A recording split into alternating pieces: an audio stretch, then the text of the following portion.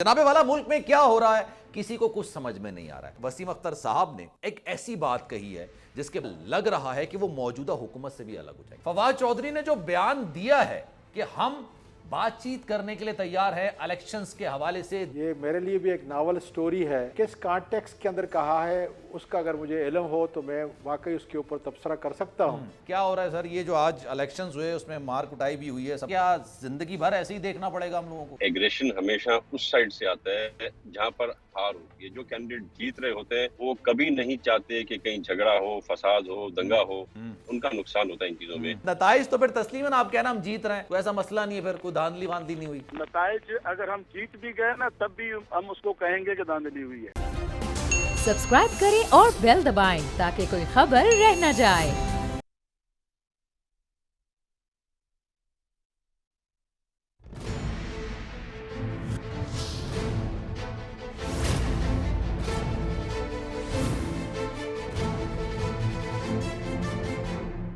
बिस्मिल्लाहिर्रहमानिर्रहीम, अस्सलामु अलैकुम। आप देख रहे हैं प्रोग्राम मेरी जंग और मैं हूं आपका मेजबान सलमान मिर्जा। जनाबे वाला मुल्क में क्या हो रहा है किसी को कुछ समझ में नहीं आ रहा है। हुकूमत को समझ में नहीं आ रहा है कि हुकूमत कैसे करनी है, अपोजिशन को यह समझ नहीं आ रहा कि अपोजिशन कैसे करनी है। हुकूमत तमाम तर दावों के बावजूद इस वक्त महंगाई को कंट्रोल करने में नाकाम नजर आ रही है। हुकूमत जो कि इस वजह से हुकूमत में आई थी और पाकिस्तान तहरीक इंसाफ की हुकूमत को इसलिए चलता किया था, खान साहब को इसलिए हटाया गया था कि जनाब मुल्क में इस वक्त महंगाई अपने उरूज पर है और इसलिए हम आए हैं ताकि महंगाई को कम किया जा सके। अब तमाम तर महंगाई के जो बार्स होते हैं ना, उनको गिराने के बावजूद, पेट्रोल तकरीबन 250 पर ले जाने के बावजूद, डॉलर 210 के करीब ले जाने के बावजूद IMF से मुआहदा होने का नाम नहीं ले रहा। हाँ, लेकिन जो काम उनको करने थे, यानी इस्लाहात करनी थी नैब की, वो कर ली। यानी इलेक्शन कमीशन के मामले में जो चीजें करनी थी, जो भी चीजें सेट करनी थी अगले इलेक्शंस के हवाले से, उसमें मैं तरमीम कर ली। अब जनाब ये हुकूमत की बात हो गई, उनको समझ नहीं आ रहा कि करना है तो क्या करना है। जब वो इत्तेहादियों के पास जा रहे थे, वो इत्तेहादी जो पिछली हुकूमत में भी इत्तेहादी थे, यानी मुत्तहदा कौमी मूवमेंट, उनके पास जा रहे थे, तो जनाब एक मुआहदा तय पाया था। ये मुआहदा मुत्तहदा कौमी मूवमेंट और पाकिस्तान पीपल्स पार्टी के दरमियान था, क्योंकि जनाब पाकिस्तान पीपल्स पार्टी सिंध में भी हुक्मरान है और अब विफाक में भी हुक्मरान है, और सिंध में ही मुत्तहदा कौमी मूवमेंट की जमात जो है वो सियासत करती है। इसलिए इन दोनों के दरमियान मुआहदा हुआ और मुत्तहदा कौमी मूवमेंट को ये लगा कि जनाब उनका मुस्तकबिल पाकिस्तान तहरीक इंसाफ के साथ नहीं बल्कि पाकिस्तान पीपल्स पार्टी के साथ हो सकता है। और ये वो दो जमातें हैं जिनका नजरियात में आज तक इत्तेफाक हुआ ही नहीं है। नजरियाती तौर पर ये एक दूसरे से हमेशा माजी में लड़ते आ रहे हैं। ये तो हुकूमत की बात हो गई। आज जनाब वसीम अख्तर साहब ने एक ऐसी बात कही है जिसके लग रहा है कि वो मौजूदा हुकूमत से भी अलग हो जाएंगे। 7 गालिबन उनकी सीटें हैं इस वक्त कौमी असेंबली में, और अगर वो वाकई में इससे अलग होते हैं तो ये जो मिक्स प्लेट की हुकूमत बनी है इसका मुस्तकबिल क्या होगा। वो कहते हैं जनाब हमारे साथ जो मुआहदे हुए, जो हमें दावे और वादे किए गए, वो पूरे नहीं हुए। जो बेहतर फैसला होगा वो करेंगे। अच्छा, अभी आगे मैं बढ़ूंगा, लेकिन अली जैदी साहब ने इसके बाद ही कह दिया कि भाई किसी का फोन नहीं आने वाला, जो फैसला करना है कर लें। आपके माजी में भी जो मुतालबात थे वो पूरे नहीं हुए पीपल्स पार्टी की जानिब से और अब भी नहीं होंगे। ये तो हुकूमत की बात हो गई। अब जाते हैं जनाब अपोजिशन की जानिब। तमाम जमातें तो हुकूमत में हैं, एक ही जमात है जो कि अपोजिशन का दावा करती है और वो है पाकिस्तान तहरीक इंसाफ। पाकिस्तान तहरीक इंसाफ को भी समझ नहीं आ रहा करना है तो करना क्या है। जनाब पहले वो एहतजाज की बात करते हैं, फिर कहते हैं अदालतों की तरफ देखेंगे, अदालतों की तरफ देखते हैं तो फिर जनाब कल खान साहब ने एक बड़ा ऐलान कर दिया। वो ये कहते हैं कि जनाब इस्लामाबाद के परेड ग्राउंड में 2 तारीख को एक अजीमुशान जलसा किया जाएगा। यहां तक समझ में आता है खान साहब की जो सियासत है ना, जिस तरह से वो मोबिलाइज करते हैं आवाम को। No doubt about it, Pakistan में इस वक्त कोई भी सियासी रहनुमा, कोई ऐसा लीडर मौजूद नहीं है जो आवाम को इतना तेजी के साथ अपनी तरफ खींचे। जैसे कहते हैं ना क्राउड पुलर, वो खान साहब हैं, इसके अलावा और कोई नहीं है। लेकिन अभी ये बात हो ही रही थी, फवाद चौधरी साहब ने आज एक बड़ा बयान दे दिया। फवाद चौधरी साहब ये कहते हैं कि जनाब हम हर तरह से बात करने के लिए तैयार हैं, अगले इलेक्शन के हवाले से बात करने के लिए तैयार हैं, लेकिन हमें पता है कि इलेक्शन कमीशन में जो हमारा फैसला आना है वो हमारे हक में नहीं है। और उन्होंने कहा कि जनाब कारकुनान तैयार रहें, क्योंकि जो मौजूदा सूरत हाल है ना, इस सूरत हाल में अगले इलेक्शंस होते हुए नजर नहीं आ रहे और उसको एक्सेप्ट भी नहीं किया जाएगा। तो जनाब ना हुकूमत को समझ आ रहा है हमने क्या करना है, ना अपोजिशन को समझ में आ रहा है कि हमने क्या करना है। एक तरफ अदालती महाज भी खोला हुआ है, दूसरी तरफ जनाब बातचीत का महाज भी खोल दिया है, बातचीत का भी रास्ता अपना लिया है, और तीसरी तरफ एहतजाज की बात भी की जा रही है। इसी पर मजीद बात करेंगे जनाब ہمارے ساتھ موجود ہیں اعظم سواتی صاحب، پاکستان تحریک انصاف کے سینئر رہنما ہیں، قابل احترام ہمارے لیے۔ اعظم سواتی صاحب بہت شکریہ آپ کے وقت کا، اور بریک کے بعد دیگر رہنما تیمور طالپور صاحب بھی مجھے جوائن کریں گے۔ لیکن اعظم سواتی صاحب یہ بتائیے گا، فواد چودھری نے جو بیان دیا ہے کہ ہم بات چیت کرنے کے لیے تیار ہے الیکشنز کے حوالے سے، دیگر معاملات کے حوالے سے، یہ ان کا ذاتی کیپیسٹی میں بیان ہے یا انہوں نے پارٹی کی ترجمانی کی ہے؟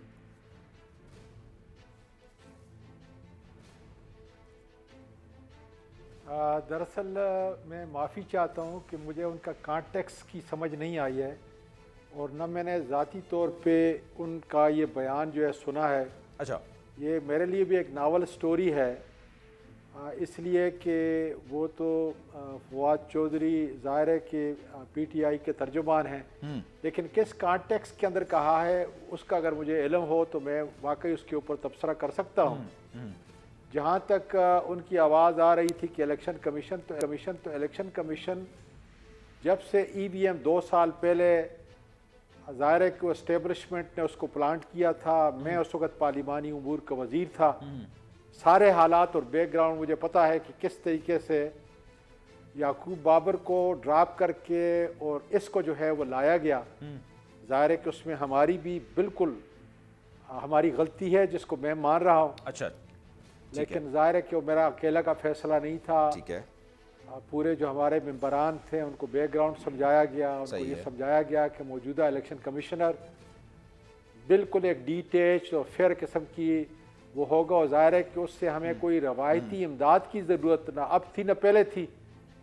ہم چاہتے تھے کہ ایک ایسا امپائر جو ہے وہ آئے کہ کم از کم جو ہے ای وی ایم کے ذریعے ایک الیکشن، آپ دیکھیں گے پنجاب میں فیئر اور فری الیکشن کی دھجیاں جو ہے بکھیری جائیں گی، جس طرح آج پورے سندھ میں علی زیدی صاحب نے جو بالکل برابر کہا، اور سارا دن میرا خیال ہے وہ ٹی وی کے اوپر اور ٹکرز اس کے جو ہے وہ آپ کی چل بات رہے کٹ رہی ہے، تھے، لیکن سر ساری زندگی ابھی تک جہاں تک میں پہنچا ہوں پوری زندگی میں جو ابھی جتنے بھی الیکشنز میں نے دیکھے ہیں سر، اور جو پڑھے ہیں، کیونکہ میرے پیدا ہونے سے پہلے بھی الیکشنز ہوئے ہیں پاکستان کے اندر، 1970 کا الیکشنز میں نے سنا ہے فری اینڈ فیئر ہوا تھا، زبردست قسم کا ہوا تھا، غیر جانبدار الیکشن۔ اس کے علاوہ تو سر سارے الیکشنز اسی طرح کے ہوئے ہیں جو آج بلدیاتی میں دیکھنے میں آیا۔ میں خود اندرون سندھ جا کے سر الیکشنز کور کر کر آ چکا ہوں، میں نے وہاں پر ساری صورتحال دیکھی ہے۔ نیا کیا ہے، اور میری دعا ہے کہ مستقبل میں ایسا نہ ہو، لیکن امید ایسا ہے کہ جیسے ویسے ہی ہوگا۔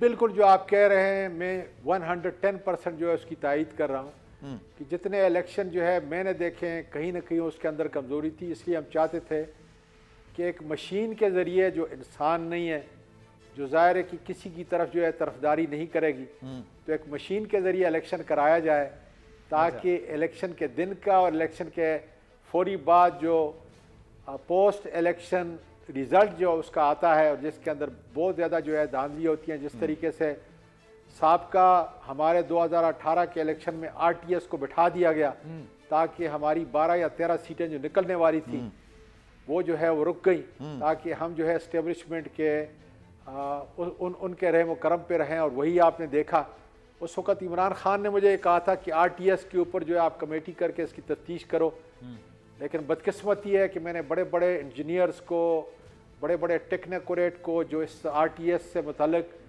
بڑے اچھی معلومات جو ہے لے کے آیا، اور اس کے اندر جو ہے عثمان مبین کو میں نے ٹارگٹ کیا، لیکن پھر ہمیں یہ بتایا گیا کہ جی اب تو حکومت بھی بن چکی ہے، کیوں اس کو غیر متنازع بناتے ہیں؟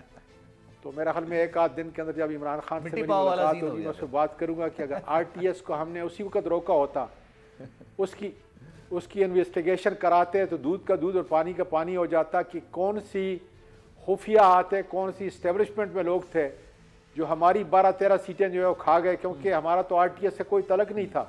پیپل پارٹی اور جو نون لیگ تھی یہ انہی کے خواری تھے کہ جو عثمان مبین کو جو ہے ہیڈ کر رہے تھے، جو نادرہ کو ہیڈ کر رہے تھے، اور جن کے تسلط سے یا جن کی مرضی کے ساتھ جو ہے وہ بری حکومت بنی تھی وہ اس کو واچ کر رہے تھے۔ اینی ہاؤ وہ وقت جو ہے گزر گیا ہے، اب بھی اس وقت آپ یہ دیکھ لیں کہ میرا یہ خیال ہے کہ اب ہمیں ہر طرح سے یہ دیکھنا پڑے گا کہ کیا اسٹیبلشمنٹ ہماری سیاست کا، سیاسی جماعتوں کے ساتھ گٹھ جوڑ کا حصہ بن سکتی ہے، جس کی وجہ سے پاکستان کو ناتلافی نقصان جو ہے ہماری جمہوریت کو ہوا ہے۔ میرا خیال ہے کہ اب فوج کو ہمیں برابر جو ہے بیرکس کے اندر اپنا ان کو کام کرنے دیں, جو پروفیشنل ہیں, ہماری عزت ہے, ہماری پوری پاکستان کی افواج. کہتے ہیں وہ لوگ نیوٹرل ہیں, تو سر نیوٹرل ہیں نا پھر تو. آپ لوگ خود کہتے ہیں, خان صاحب بھی کہتے ہیں آنے والے وقت کے اندر نیوٹرل ہیں, بالکل الگ رہنا چاہیے. وہ اچھی بات ہے نا, نیوٹرل ہونا تو اچھی بات ہوتی ہے. یہ تو میں نے آپ کی آواز کو سنا نہیں ہے, ذرا سر آپ جو بات کر رہے ہیں میں نے اس بات کو کاؤنٹر کرنے کی کوشش کی ہے. میں نے آپ سے کہا ہے کہ سر جن کا ذکر آپ کر رہے ہیں تو خان صاحب تو ان کا ذکر کرتے ہوئے کہتے ہیں کہ وہ لوگ نیوٹرل ہیں. تو جب نیوٹرل ہیں تو اچھی بات ہے نا کہ نیوٹرل ہے, تو پھر اس میں کوئی غلط بات تو نہیں ہے نا, ممانعت والی بات تو نہیں ہے. نہیں, اگر افسوس یہ ہے کہ اگر نیوٹرل ہوتا تو اور بات ہوتی.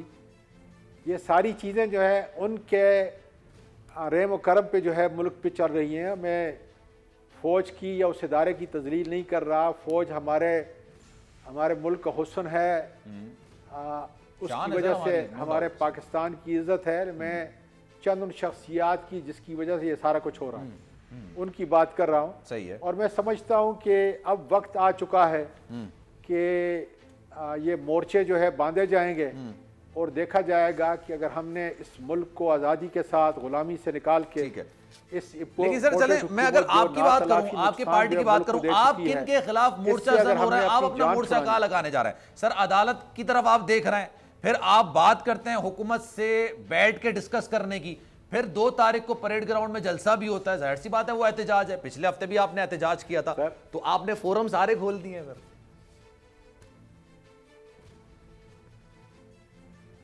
میرا دیکھیں, جہاں تک عدالت کا سوال ہے تو آپ یہ دیکھ لیں کہ عدالت میں کون سے لوگ آتے ہیں.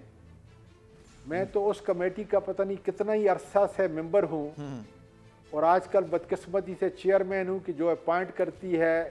جب جوڈیشل کمیشن کی طرف سے جو ہے سفارشات آتی ہیں تو فائنلی ہمارے 8 ممبران کی کمیٹی جو ہے اس کے اوپر فیصلہ کرتی ہے.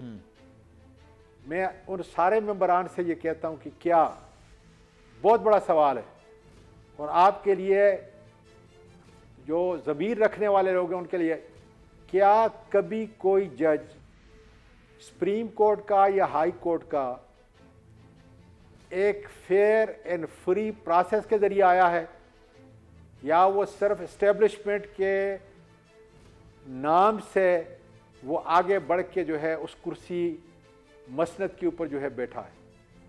تو میں آپ کو وثوق کے ساتھ کہہ سکتا ہوں اچھا کہ جتنے عرصے سے میں کئی سالوں سے اپوزیشن کے اندر بھی تھا تو میں اس کا ممبر تھا, حکومت کے اندر تھا تو میں بھی اس کا ممبر تھا, اور اب بھی میں ہوں, تو میں وثوق سے کہہ سکتا ہوں کہ 1-2 ممبران کے علاوہ ہائی کورٹ اور سپریم کورٹ کے جو جوڈیشل کمیشن کی سفارشات کے بعد وہ باقاعدہ طور پہ ایک صحیح پروسیس کے ذریعے, اس کے علاوہ آپ یقین کریں کہ سارا چناؤ جو ہے وہ اسٹیبلشمنٹ کا ہے.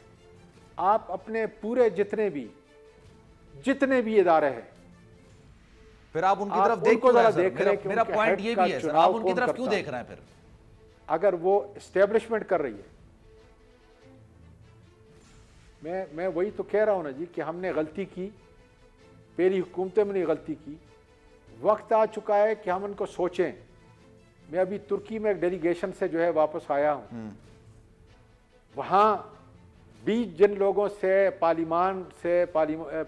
پارلیمنٹ کے ممبران سے جو میری ملاقات ہوئی, عینی شاہد جو تھے وہ جو بات کر رہے تھے, میرا یہ خیال ہے کہ یہ وقت آ چکا ہے کہ ہمیں 1-2 شخصیات کے خلاف جو ہے وہ نکلنا پڑے گا. اور اللہ تعالیٰ نے اس وقت سعادت جو دی ہے وہ عمران خان کو دی ہے. ٹھیک ہے, نام بھی بتا دیں سر شخصیات کا. پی ٹی آئی کے لیے قطن نہیں, ملک کے لیے. ٹھیک ہے, اس لیے کہ آج میں ایک مثال ذرا کوٹ کر لوں آپ کو, ایک مثال کوٹ. جی. آج اگر چین ہمارا سب سے بہترین پر اعتماد دوست ورلڈ لیڈر کو بلاتا ہے, اس میں انڈیا تو ہے لیکن پاکستان غائب ہے, تو ہم کہاں جا رہے ہیں اس ملک کو لے کے؟ پی ٹی آئی کو چھوڑ دیں. پی ٹی آئی ایک سیاسی جماعت ہے جس کی لیڈرشپ عمران خان کر رہا ہے. ہم اقتدار میں آئیں یا نہ آئیں, لیکن کیا ملک کو ہم جس ڈگر کے اوپر لے کے جا رہے ہیں, جو غلامی کا توق ہم نے جو ہے اپنے گلے میں ڈال دیا ہے, تو کیا یہ ہمارا مقدر ہے؟ اور کیا ہم اسی طریقے سے اس ملک کو, اپنے پیارے اس ملک کو جس کے ساتھ ہمارے آبا و اجداد کی قربانیاں سر جو یہ ہیں, سب کچھ پچھلے 2 مہینے میں تو نہیں کا ہوا ہوگا نا, خون اس کے آپ اندر کے دور میں شامل بھی ہے. تو یہ سارے معاملات ہوں گے نا, اس وقت آپ ہماری لوگوں نے اس افواج چیز پر کا آواز خون کیوں اس نہیں کے اٹھائی اندر سر؟ شامل ہے. ایک چیز یہ بھی تو ہے نا, لاجک یہ بھی ہے کہ پچھلے 2 مہینے میں تو نہیں ہوا نا, جو آپ کہہ رہے ہیں ججز کی تعیناتی کی بات کر رہے ہیں. دیکھیں میں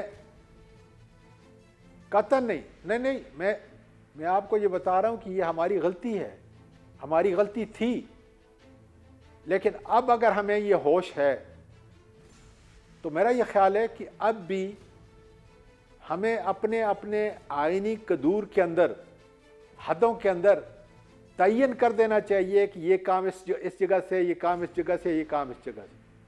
ابھی ہم سپریم کورٹ دیکھیں, ہم ہر اس ادارے کے پاس جائیں گے جس سے کل آپ جیسے میڈیا کے باشعور لوگ ہمیں کہیں گے کہ آپ وہاں پہ کیوں نہیں گئے.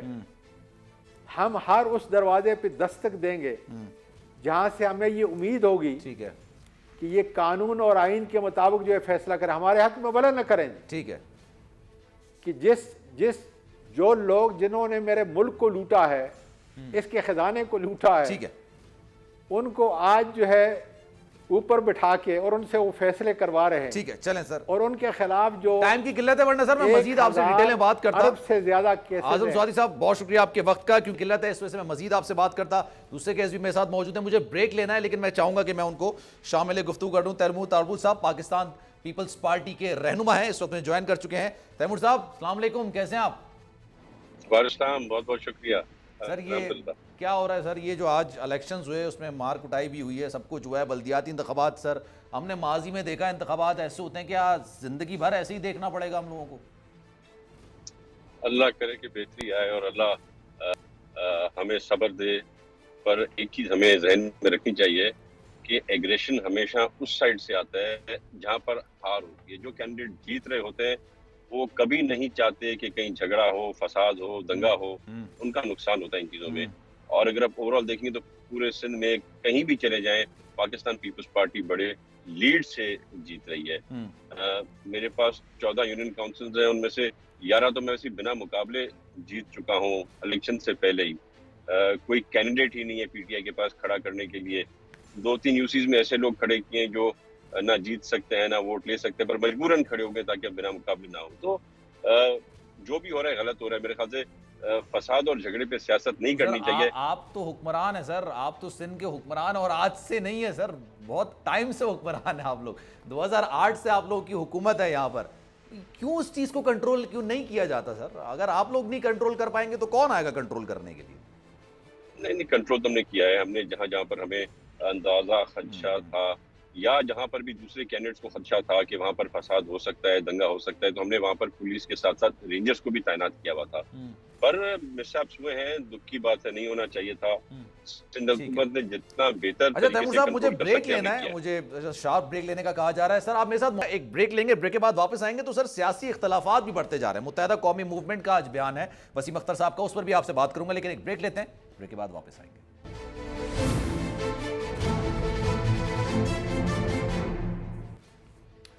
جناب پروگرام کے دوسرے سے میں آپ کو ایک بار پھر سے خوش آمدید کہتے ہیں. تیمور تالپور صاحب ہمارے ساتھ موجود ہیں اور بات ہو رہی ہے جناب جس طرح سے آج بلدیاتی انتخابات میں ساری صورتحال کا سامنا کرنا پڑا. ماضی میں بھی اس طرح کی ساری صورتحال کا سامنا ہم نے کیا ہے, لیکن کیا یہ ہمارے لیے المیہ نہیں ہے کہ اسی طرح کے الیکشنز ہم نے ماضی میں دیکھے ہیں اور اب بھی دیکھے ہیں اور آئندہ بھی دیکھنے میں آئیں گے. لیکن آج اس سے بڑی ڈیولپمنٹ ایک اور نکل کر آئی ہے. پاکستان پیپلز پارٹی جو کہ 2008 سے لے کے ابھی تک وفاق میں نہیں بلکہ سندھ میں برسر اقتدار ہے, اب وفاق میں بھی برسر اقتدار آ گئی ہے. اس وقت جناب جو پی ڈی ایم بنائی گئی تھی, پی ڈی ایم سے الگ ہوئی پاکستان پیپلز پارٹی, اور اس کے بعد جناب انہوں نے ایک خیر وفاق میں بھی اپنی حکومت بنا لی ہے. لیکن سوال یہ پیدا ہوتا ہے, متحدہ قومی موومنٹ کو سب سے آخر میں بنایا, اور یہ جو 7 ووٹ تھے متحدہ قومی موومنٹ کے, شاید اسی وجہ سے انہی ساری چیزوں کے ساتھ اس وقت حکومت بنانے میں نون لیگ اور پاکستان پیپلز پارٹی کامیاب. لیکن متحدہ قومی موومنٹ اگر یہ 7 ووٹ اپنے واپس لے لیتی ہے تو کیا جو موجودہ حکومت ہے وہ برسر اقتدار میں رہ پائے گی یا نہیں رہ پائے گی؟ اس وقت حکومت کو فی الحال ابھی کوئی خطرہ نظر نہیں آتا. پاکستان تحریک انصاف بھی ہر محاذ کو کھولے ہوئے ہے, لیکن ہر محاذ کو کھولنے کے باوجود بھی وہ نون لیگ کو زیادہ ٹف ٹائم دینے میں اس وقت کامیاب نہیں ہوئی ہے. عدالتوں کی طرف بھی دیکھ رہی ہے. فواد چودھری کا بھی بیان سامنے آیا کہ ہم بات چیت کرنے کے لیے تیار ہیں. ساتھ ساتھ یہ بھی چیزیں نکل کر سامنے آ رہی ہیں کہ ہم احتجاج بھی کریں گے. گزشتہ روز انہوں نے 2 تاریخ کو यानी 2 जुलाई को परेड ग्राउंड में एहतजाज की कॉल भी दे दी है। अब तमाम महाज पाकिस्तान तहरीक इंसाफ ने खोल तो दिए हैं, लेकिन नून लीग को इस वक्त या पाकिस्तान पीपल्स पार्टी को इस वक्त टफ टाइम देने में नाकाम नजर आती है।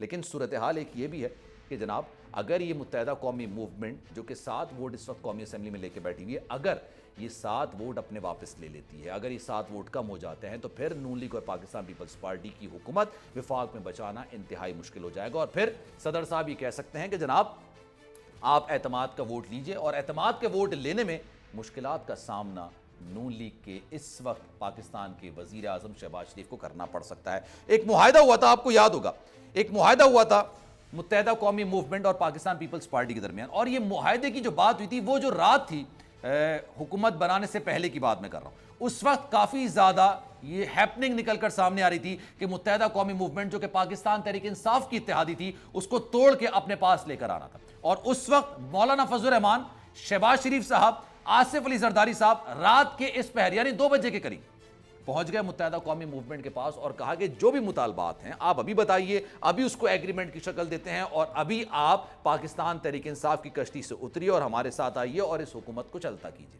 उस वक्त मुत्तहदा कौमी मूवमेंट ने कहा था कि तमाम चीज़ें राब्ता कमेटी ही करती है, राब्ता कमेटी ही फैसले करती है। और ये इसी तरह का मामला है जनाब कि मुत्तहदा कौमी मूवमेंट जिस तरह से राब्ता कमेटी की बात करती है, पीपल्स पार्टी भी कह देती है कि सेंट्रल एग्जीक्यूटिव कमेटी में फैसले होंगे। लेकिन आप बताइए कि अगर बिलावल भुट्टो जरदारी और साबिक सदर आसिफ अली जरदारी साहब कोई फैसला कर लेते हैं तो क्या सेंट्रल एग्जीक्यूटिव कमेटी उसको रद्द कर सकती है? अच्छा, आज जो सारी सूरत हाल हुई सिंध में बल्दियाती इंतखाबात के हवाले से, उसमें भी सारी सूरत हाल निकल कर आई, किस तरह से चीज़ें हुई। अरबाब गुलाम रहीम साहब साबिक वजीर आला सिंध इस वक्त हमें ज्वाइन कर चुके हैं, उनसे मजीद बात करेंगे।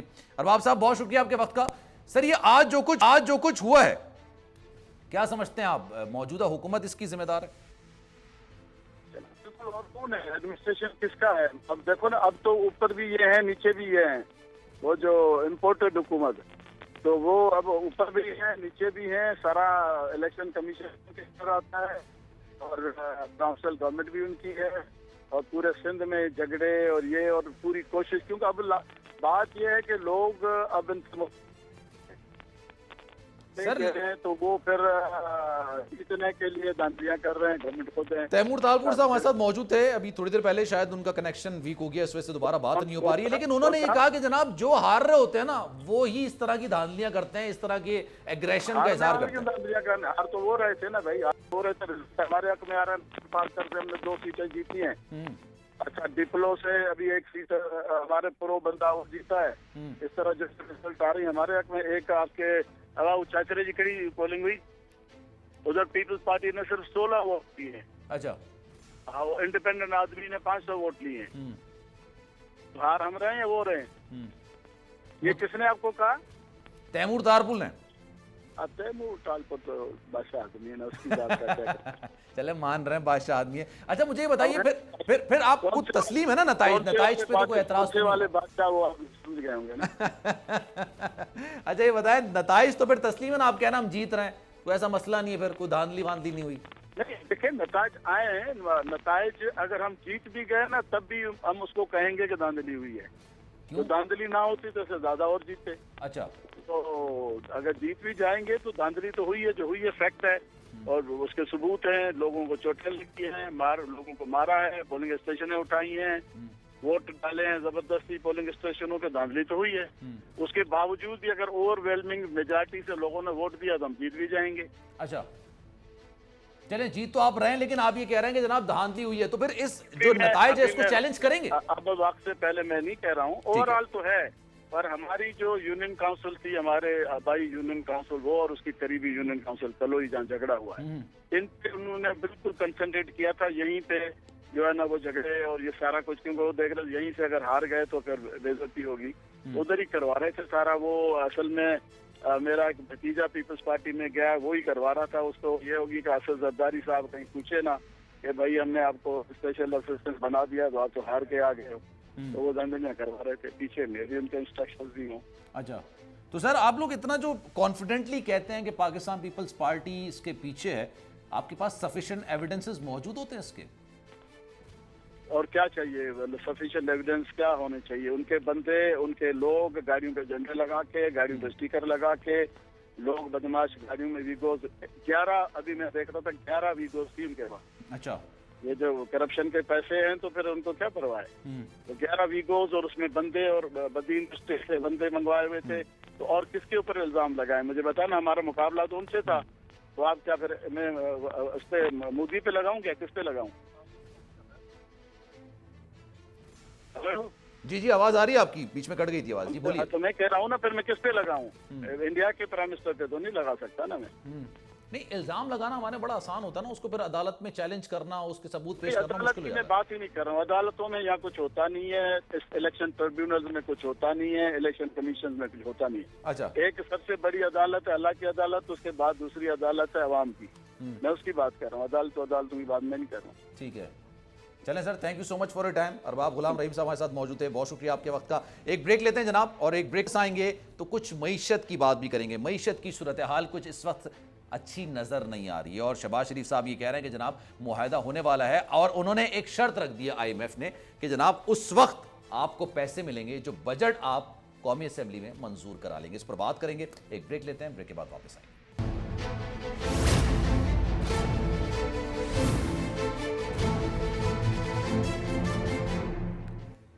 प्रोग्राम के आखिरी हिस्से में आपको एक बार फिर से खुशामदीद कहते हैं। कुछ मईशत की बात कर लेते हैं जनाब। महंगाई हद से ज्यादा कर दी गई है, हद से ज्यादा पेट्रोल की कीमतों में इजाफा कर दिया गया है, डॉलर है कि काबू में आने का नाम ही नहीं ले रहा है, लेकिन उसके बावजूद IMF हमें घास डालने को तैयार नहीं। और आज जो ताज़ा बयान में देख रहा था, उसके मुताबिक अब सुपर टैक्स भी लगा दिया गया। उसके बावजूद ये कहा जा रहा है कि अगर ये जो बजट है, ये बजट आप असेंबली से अप्रूव करवा लेंगे, उसके बाद IMF की अगली किस्त जारी की जाएगी। सलमान शाह साहब हमारे साथ मौजूद हैं, माहिर माशियात हैं, उनसे मजीद बात करेंगे। सलमान साहब, बहुत शुक्रिया आपके वक्त का।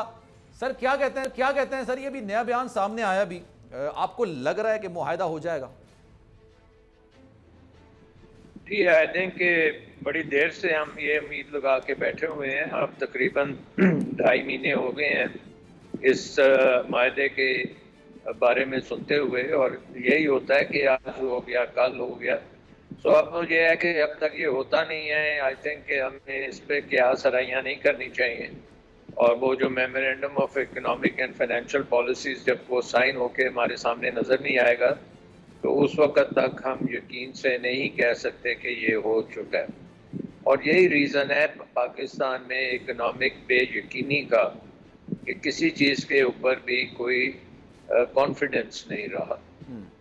इस वक्त आप अगर बजट देखें, बजट भी जो पेश किया गया है वही पहले एक अनहोना बजट था, और उसमें अब इतनी तरामीम कर दी गई हैं कि ये एक ऑलमोस्ट नया बजट हो गया। और जब ये अप्रूव हो जाएगा तो उसके दूसरे दिन ही ये फिर खारिज भी हो जाएगा। उसके बाद और भी मिनी बजट्स आते चले जाएंगे। और असल में प्रॉब्लम मेरा ख्याल है कि एक तो ये है कि PDM की हुकूमत बिल्कुल प्रिपेयर्ड नहीं थी इस काम के लिए। उनको एक किस्म का रिक्रूट किया गया है, और वो अपना कोई प्लान लेके आए नहीं।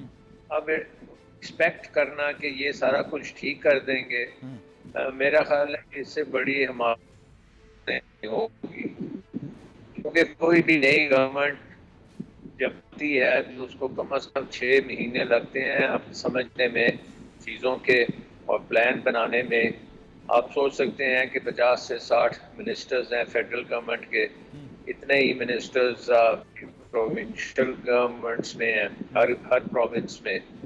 और सब के सब अगर बैठ के बनाना भी शुरू करेंगे, एक तो उनकी अहलियत नहीं है, दूसरा उनके पास टाइम ही नहीं है कि ये सारी चीज़ें कर सकें।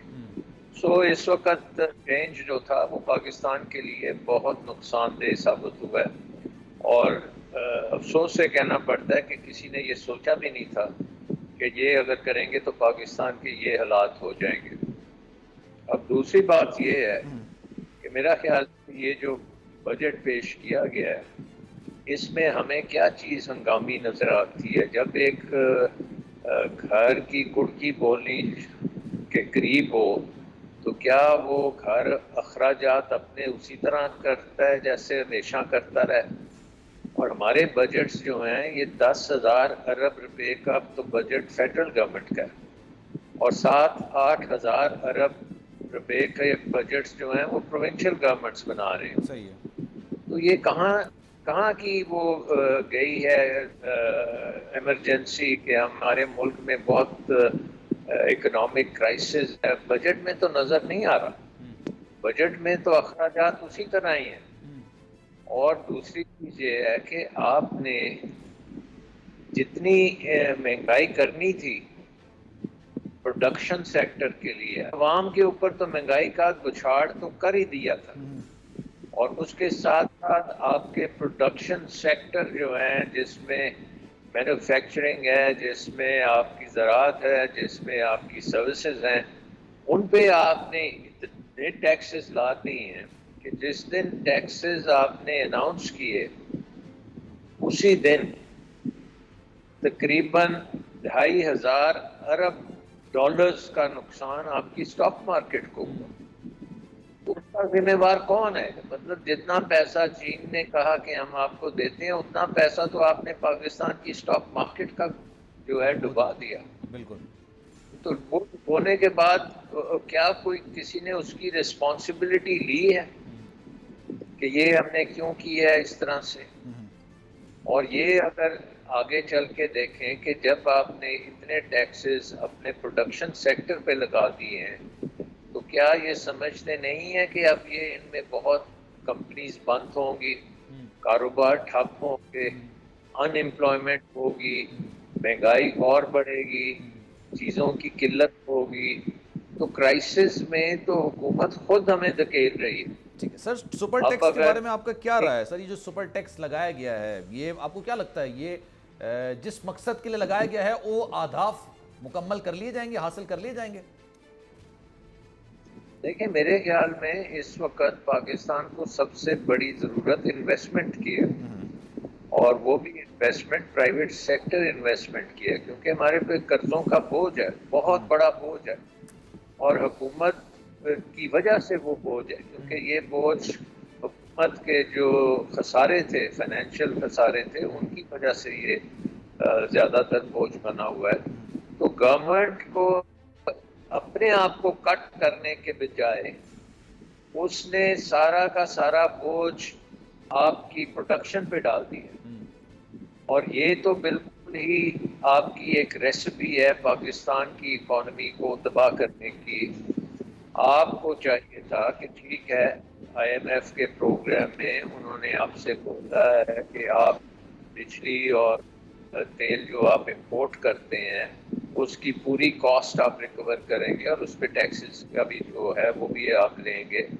लेकिन उन्होंने ये तो नहीं कहा था कि उसके साथ साथ आप अपने तमाम प्रोडक्शन सेक्टर पे जो ऑलरेडी खासी हाई पे कर रहे हैं टैक्सेस, उन पे टैक्स लगाएं कि जो उनकी बचत थी जिससे उन्होंने इन्वेस्टमेंट करनी थी वही ख़त्म हो जाए, और वो इन्वेस्टमेंट सुहाए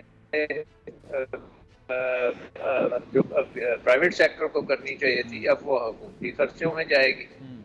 तो ये तो हमने उल्टी साइकिल चला दी, तो ये पाकिस्तान को और कर्जों के बोझ में डालेगी। अच्छा, वन टाइम टैक्स कहा जा रहा है, और वो भी कहा जा रहा है कि जो आपने पिछले साल जो माली साल में कमाया था ना, उस पर आपने टैक्स देना है। लेकिन सर ये एक बड़ी सिंपल सी लॉजिक है, मुझे तो ये बात समझ में आ रही है। लेट्स सपोज सलमान साहब की एक कंपनी है, सलमान साहब जो है वो उस पर टैक्स देते हैं वन टाइम, पिछली माली साल की आमदनी पर चले टैक्स दे देते हैं। लेकिन सर सलमान साहब एक बिजनेसमैन है, तो वो अपनी जेब से तो नहीं भरेंगे ना, वो अपनी प्रोडक्ट पे कीमत बढ़ाएंगे, और ये एज सिंपल एज दिस। देखिए,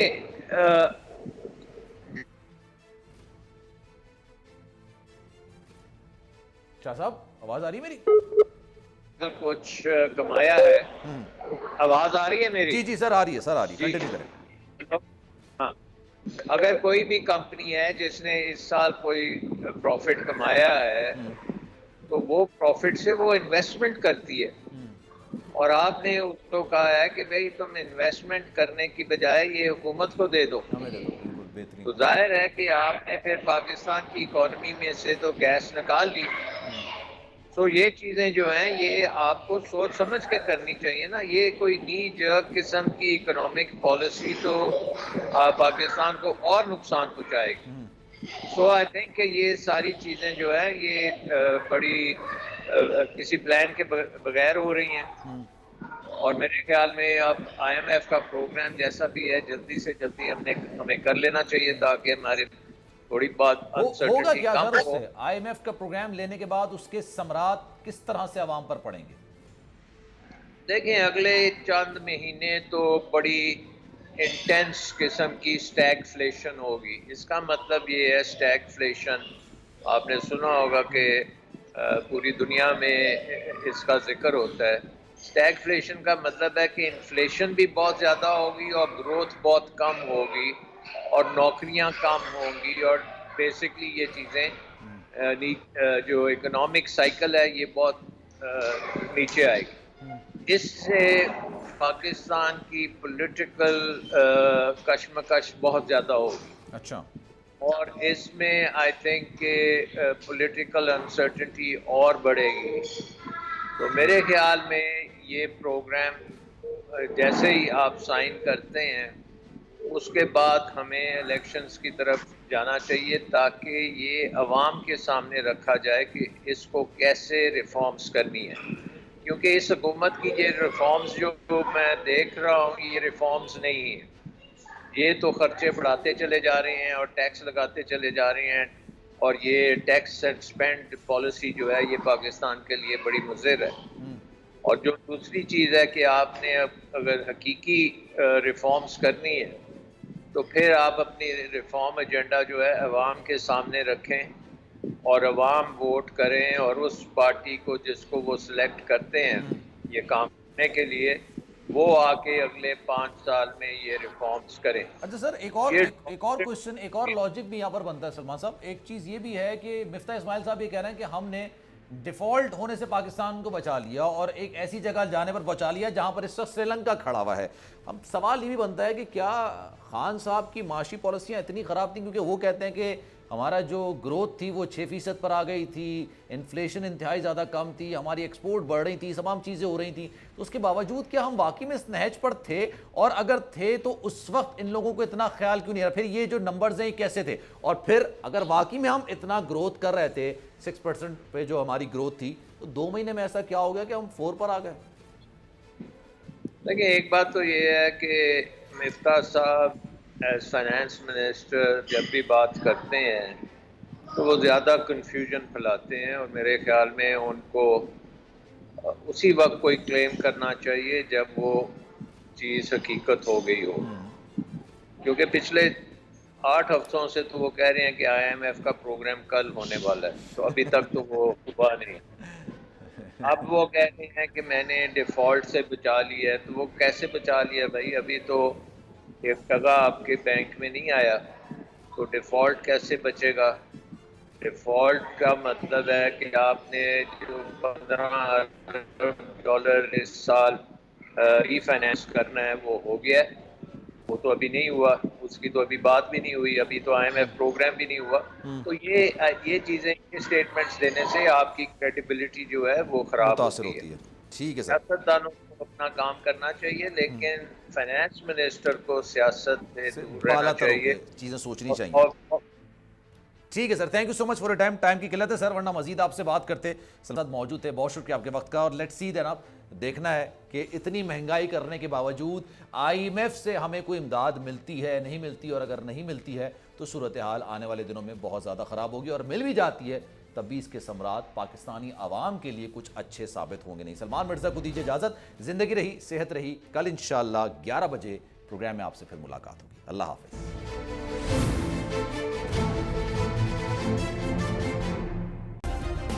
سبسکرائب کریں اور بیل دبائیں تاکہ کوئی خبر رہ نہ جائے۔